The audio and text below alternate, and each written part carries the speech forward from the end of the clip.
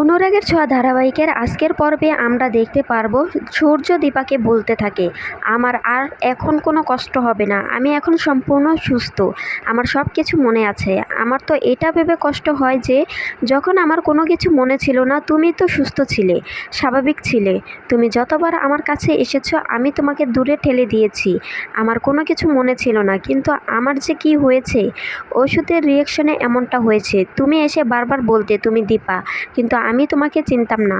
কথাগুলো বলতে গিয়ে উত্তেজিত হয়ে পড়লে দীপা বলতে থাকে, আপনিও শান্ত হন, আপনি তো আর ইচ্ছে করে এগুলো করেননি, সব আমার কপাল, আমার ভাগ্যের পরিহাস।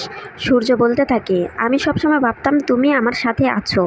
কথা শুনে দীপা বলে, আপনি আছেন বলে আমি আছি, আমরা সবসময় একসাথেই বাঁচবো। কথা বলে দীপা সূর্যকে জড়িয়ে ধরে। তো বন্ধুরা, এই ছিল আজকের পর্বের আপডেট। পরবর্তী আপডেট সবার আগে পেতে চ্যানেলটি সাবস্ক্রাইব করে রাখুন। ধন্যবাদ সবাইকে।